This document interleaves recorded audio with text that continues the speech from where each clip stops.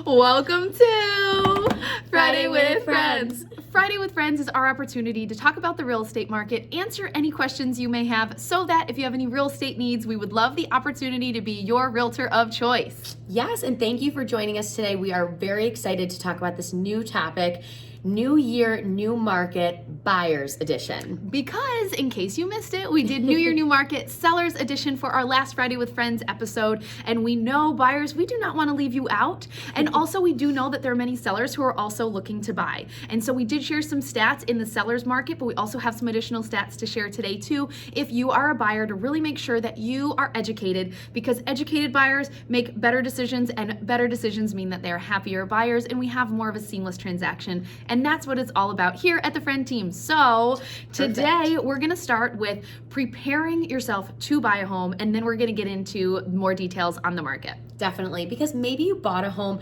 Again, if you tuned into the last episode, maybe you sold a home, but it was 5, 10, 15, 20, 30 years ago. The market has definitely changed, and therefore how the real estate transaction goes, how selling, how buying a home has completely changed. And so we're going to go through kind of the basics when it comes to buying a home, if it's on your radar for 2022, maybe even 2023, but then we're going to really get into how it's different from maybe when buying a house last time or selling a house last time.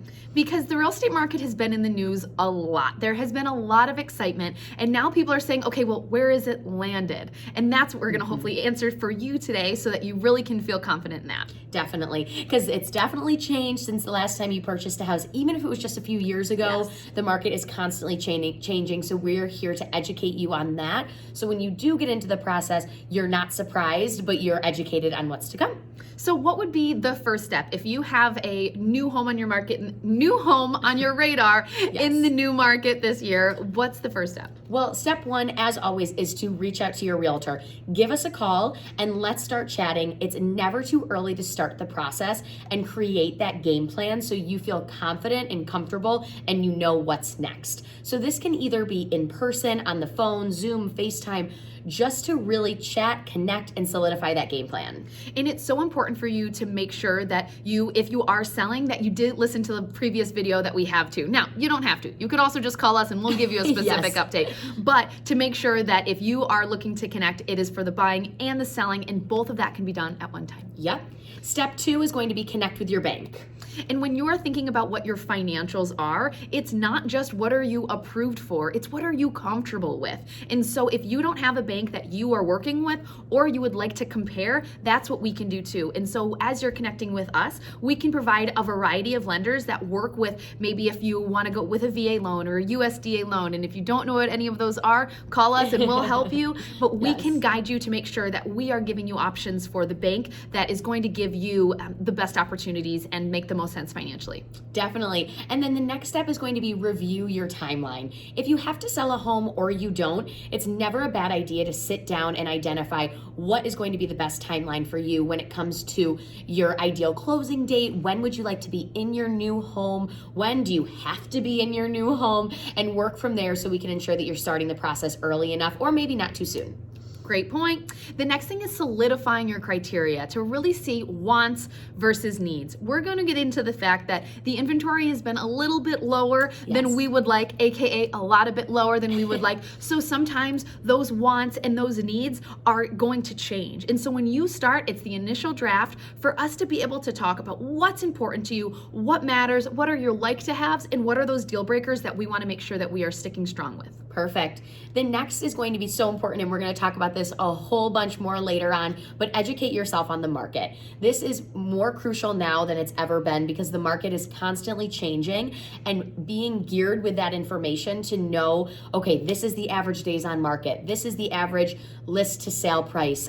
Things like that. You're then more educated to go out and compete in this very competitive market. And especially in this market, people don't understand there's so many key things, but if you bought a house 10 years ago, one thing that is super prevalent right now now is delayed negotiations. When you have as minimal inventory as we've been experiencing for the past few years, it is not a situation where a house gets listed at 9 a.m. and you need to get in by 10 a.m. in order to prepare an offer. Now, some of those situations do still happen, but the majority of the time there's delayed negotiations. And what this means is that you do not have to leave where you are at the minute a house gets listed. Yes. What the first question we have for our sellers or for our buyers that are looking is, tell me what your schedule is, so that if we see a house that pops up on the market and you're busy all day, we say, that's fine. Delayed negotiations are till Sunday, so we have the next few days to be able to look at it. Do not leave that birthday party. Do not skip your kid's soccer game. We can find a time that works, and it is not something we have to rush into. And that is a huge value add if you are a buyer in this tough market when it's already kind of tough for the buyers. Yes, definitely. And then last but not least, once we're educated on the market, we know our timeline, we are going to be ready to start looking at houses. And this might be different depending on your timeline, but getting into houses with our agents, those are of course going to be the private showings where it's just the agent, the buyer, and that's about it in the house so they can have the time to see the space. If maybe your timeline is a little bit further out and you're not ready to write offers yet, this is where open houses and things like that are a really great piece to start getting into houses maybe a little bit before you're ready to write an offer with those private showings. So that's the general feel. If you are thinking about purchasing a home, these are the general steps that you're going through with a little bit of indication of what's happening in the market. But let's dig into the market a little bit more, so that if you as a buyer are really understanding what's happening out there, what do we need to expect? So Definitely. How is the market different, let's say, from 5 to 10 years ago? Yep. So what we're really seeing across the board is that we are still in this extremely hot historic seller's market.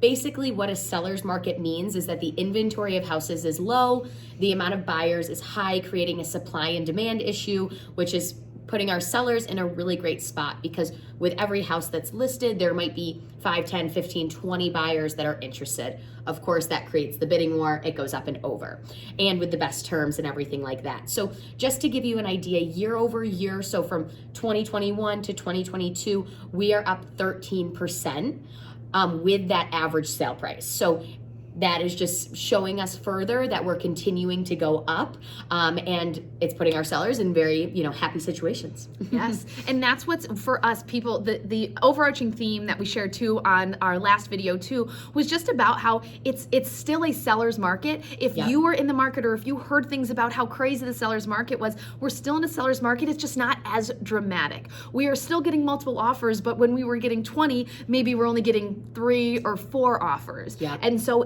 and again, it doesn't take 20 offers to get it to go above asking. Oftentimes, it maybe just takes 2 to go above asking. And so that's why if you are a seller, it's still a great time to sell.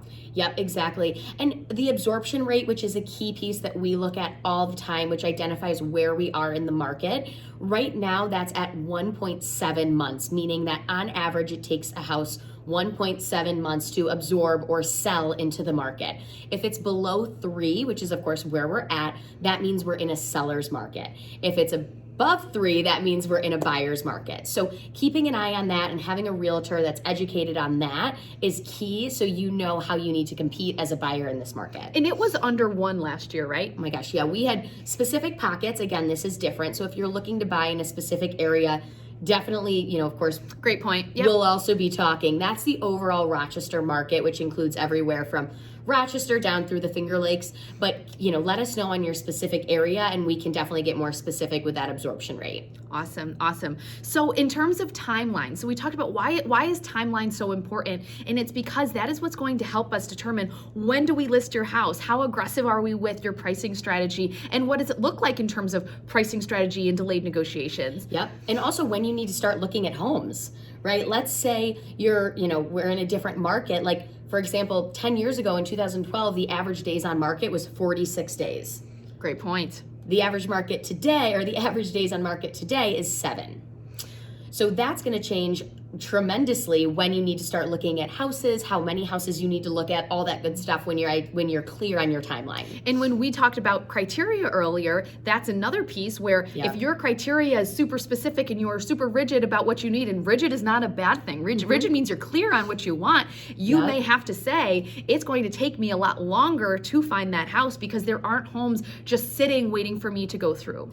And that also really emphasizes the fact that we shouldn't, you don't want to wait to get started, because if you are looking for something super specific, if you're not ready, it could be gone in 7 days. You don't have 46 days like 10 years ago to get pre-approved and call an agent and things like that. So even if you're looking for something very specific and you say, gosh, it might not be years until it comes on the market, it's still a good idea to have those conversations so when it does pop up, you're prepared, because things are moving so quickly.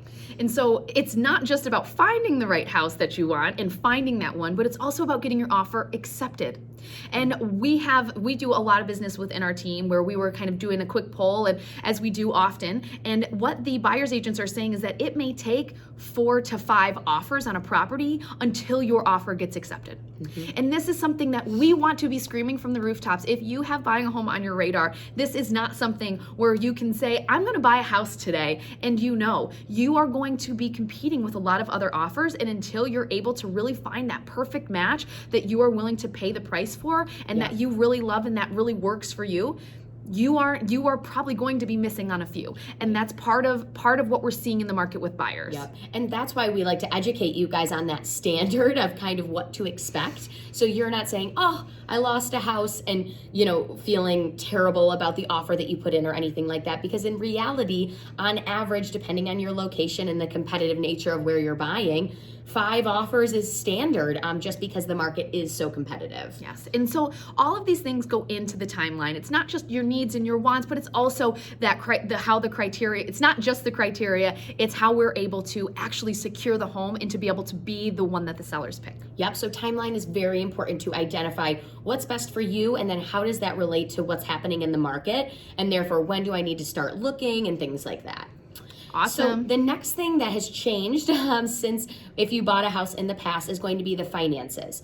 Now, as you can tell, as a buyer, it is a competitive market out there. So rule of thumb is put your best foot forward in whatever ways you can. We're going to talk about contingencies and offer prices and things like that, but the financing side is a huge piece of the puzzle. So what you want to do is really talk with that lender early on in the process. We have people, as we mentioned earlier, that we recommend to identify what type of loan you can secure, how much you can put down, things like that. That way you can put your best foot forward. So in a seller's mind, you are the most qualified buyer out there. And this is where you may have your ideal situation. We only want to put 5% down, for example. And you might find that you're competing with other buyers that are putting 20% down, and sellers actually value that. And you never know what a seller's going to value. All we can do is ask all the questions as a buyer's agent representing you to make sure that we're learning how to put our best foot forward. But to be able to say, I really want to do 5%, but if 20% is going to make a difference, can I go there? And when you're having these conversations up front with your loan officer and with your realtor, it allows it that when we have a house that we are madly in love with, it's not this emotional decision like, can we go there or can't we? When we are upfront, non-emotional, making those decisions, it's an easy yes or it's an easy no. And so finances are not cut and dry like they used to be, where we have all this time to think about it. We do need to move quickly, and we want to make sure that you're doing it in a way and you're making important decisions in a non-emotional state that we can do early on. Yes, and that's such a good point. Asking those questions when you're in a controlled environment with your loan officer to say, okay, well, can I push the boundary? I know we talked about 5%, but can I do 10%? I know we talked about using some seller concessions, but do I have to? How about a price? I know we talked about a max of 200, but if I had to, could I go to 210?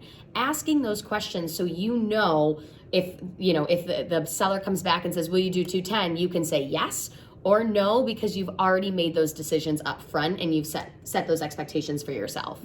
So it is all of the more importance in today's market to know your numbers inside and outside, because it is likely you will be pushed to the brim, and for you to be able to be confident in that, and for you to have a realtor that has your back and is supporting you and saying, this is what you said, how can we stick with this, to make sure you're not feeling any pressure to do anything that does not work in your best interest. Yep, exactly. So once we've identified all of the things that we've talked about, before, timeline, finances, wants, needs, all that good stuff, then we're going to start looking at houses. Now, we have a really neat stat about this as well, because the number of showings on each house has gone up substantially as well. We have had 70, 100 showings on some of our listings in the past on one home. On average in the Rochester market, it's about 9 showings. But back in 2012, 10 years ago, there was only 3 showings on each house at any, given period of time before it sold or whatever happened with that. So there's more buyers out there, as you can see, and there's more buyers looking at homes when you are as well. And when we think about seeing homes, this is where we're talking about those delayed negotiations. So sellers will do these delayed negotiations, and so you do not have to stop everything to go see a home unless there's not delayed negotiations. There are situations in where that is the case, but there are those conversations to have with your agents to really know how stressed do you need to be about getting into this house, so that the process of seeing homes isn't as stressful. Now, imagine yourself in seller's shoes. They're saying they're happy. They're saying, I can just show my house for maybe a few days, or I have work restrictions or family restrictions where I can only show the house between these blocks. And as a seller, they know they can get away with that because the market is so strong and there's so many buyers. So on the same side, with the delayed negotiations, that does give time for you as a buyer to get into the house, but you also remember that it is the seller's decision. So just keeping an eye and having a realtor that knows how to schedule to make sure that they get you in there, because on some of these houses where there's 70, 100 showings, those book up very quickly. You book and say, I'll see you at 3:00. Yes, exactly. So having an agent that understands that and understands the systems and things like that is huge. Yes. Okay, so the next thing that's unique in this market is preparing offers. So back in the day, it would be, you kind of have a general idea what the buyer needs, you prepare an offer, then they review it, and then they counter offer. That doesn't happen. It's just not happening right now. So like I said, there's either multiple offers, or you need to put your best foot forward because they're gonna wait to try to find another offer. And in that situation, what is necessary is to have a buyer's agent that is reaching out to the seller prior to preparing the offer. So that when we are preparing the offer, it's not, oh, we'll just throw this closing date out. Our agents, we are stalking to say, tell me what the best closing date is. Oh, they want to rent back? Oh, they want to stay in the house a little bit longer? Oh, do they want to leave that, something in the back that they don't want to have to move? We are doing whatever we can to prepare the best offer based on the seller, and not just what we think the seller wants. Because the seller may want a 90-day close, the seller may want a quick close, and you may put a quick close in there and they actually want a long close. So it is so important in preparing your offer that you are customizing it to this specific seller. Yep, as we've talked about, the competition is so high out there, and with some sellers, they might say, well, gosh, I'm already getting $10,000 above asking price. I'd rather have maybe a similar price, but they are giving us the rent back and there's no inspection, all these different things, because they know, and the realtor was educated enough to ask the seller, what is the ideal situation and how can we tailor this to put our best foot forward, which, as we talked about, is crucial being a buyer in this market. And you brought up inspections. That is also something that we are seeing when we are preparing offers, is the majority of our offers in 2021 did not have inspections. Inspections were waived. We can't tell you how much we hate it. We do not like to do it because we want our seller to be educated, we want our buyer to be educated on the home. However, we do have inspectors that are willing to do a walkthrough so that we can find unique ways that you are able to have someone just look for the big ticket items. Hey, how does the roof look? Hey, how does the basement look? What are the things that matter to you? That it's not a full-fledged inspection, but it's someone that can give you that extra confidence if you do have to waive that inspection. And we do that for our sellers that feel like this is something that they want to do in order to put their best foot forward. Yep, and that's a huge, because a lot of people hearing that waiving an inspection is just, it's crazy. And we agree. But at the end of the day, when our buyers want to win these houses and there's 10 offers and 9 of them have waived the inspection, that's a reality. And if you have an inspection, you're just not going to be competitive. So what we like to do is educate on the fact that there's other ways to put your best foot forward, but also ensure that you feel 1,000% confident and comfortable putting your best foot forward. And with that delayed negotiation, you now have the time where previously you'd have to write an offer right away. Now you might have 3, 5, 7 days where you can go through for a second walkthrough and things like that. So you do your first showing where you like it, and then we could potentially set up a secondary a showing where we can have our inspector to come through. And the other thing when we think about preparing offers, which is a term you may not know about, is the escalation clause. So not only are we working on contingencies and we're working on ideal terms, but we're also looking at price and to be able to say, how can we put our best foot forward but not leave ourselves so exposed? So let's say the house we have an offer in on, or we're looking at, is a $200,000 house. We're like, we literally will go to $225,000. Well, what if we wrote an offer for $210,000 with an escalation $1,000 over any other offer up to $225,000? And we need to see proof of that offer, and that is what we write in. So that, let's say the other offer was $215,000, we just want it at $216,000. Yep. And so escalation clauses are a great tool as you are preparing your offer in a market today if you're a buyer. And for example, let's say you didn't use an escalation clause. You could be offering $225,000 when you only needed to offer $216,000.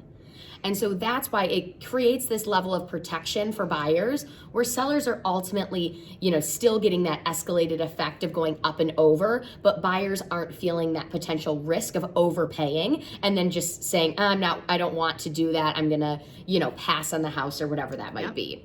Yep. So those escalation clauses are huge. And just to give you an idea, let's say you're new to the market as a buyer, the average list to sale price last year was actually at 105%, meaning that on average houses sold about 5% over the list price. And that's a really key piece to be aware of, because if you're maybe new to the market and you say, well, gosh, I don't want to write over list price, knowing that that's common and a very common occurrence in this market. And again, we can isolate down to neighborhoods that you're looking in so that you can really know what you need to offer. And that's where the constant influx of information coming from our team and the agents on our team, we say, listen, we just wrote on that house, we went 15 over and we lost it. Okay, so it must have gone 20. Okay, well, next week, this is what we can do, or tomorrow, we have all of that data to really know how high buyers are going and what it takes to win. Definitely. And just for a little interesting fact, back in 2010, 2012, the list to sale price was actually under, it was at 95%. Which was normal. Which was normal. That's how we lived. And it's crazy to be able to see that. And it's the multiple offers, the low inventory that's driving that. Definitely. And speaking of that, once we actually prepare an offer, of course, there's going to be negotiating that offer. And the crazy thing about this market is most of the time you only have one opportunity to put your best foot forward. And so that's why we talk about all these little details like finances and contingencies and what's the best closing date and what's the best price, because you really only have one opportunity to put your best foot forward and present that offer to the seller. 100%. And so what we just did is you were able to kind of wrap up how it is different right now. Everything from showing houses to understanding your finances to negotiations. If you are in this new market, if you haven't bought for 10 years, you can see the market is very different. And heck, it's kind of similar to last year, but it's unique. Again, it's not as dramatic of a seller's market, but it is still a strong seller's market that you can't think it's gone back to normal. We just haven't. We haven't gone back to normal, which was 10 years ago when it was a kind of a balanced market. We had normal buyers and normal sellers. And that's what we want to make sure that you understand as a buyer so that you can make the best decisions. Definitely. And we're happy to talk through any of this specifically with you. As we said, it's never too early to start the process. So if you're thinking, well, gosh, it might be this year, reach out to us. Let's chat through what your timeline is, what your goals are, so we can get the ball rolling on that. That way, as we said, if you find a house that you love, things are moving quickly and you're already prepared by doing everything up front. We love prepared buyers. Definitely. All right, well, that's what we have for you today on Friday with Friends. Again, Friday with Friends is our opportunity to talk about the real estate market, answer any questions you may have, so that if you have any real estate needs, we would love the opportunity to be your realtor of choice. You can find us at the Friend Team Real Estate on Facebook, social media, all of our platforms, friendonyourside.com, and never hesitate to reach out. Bye.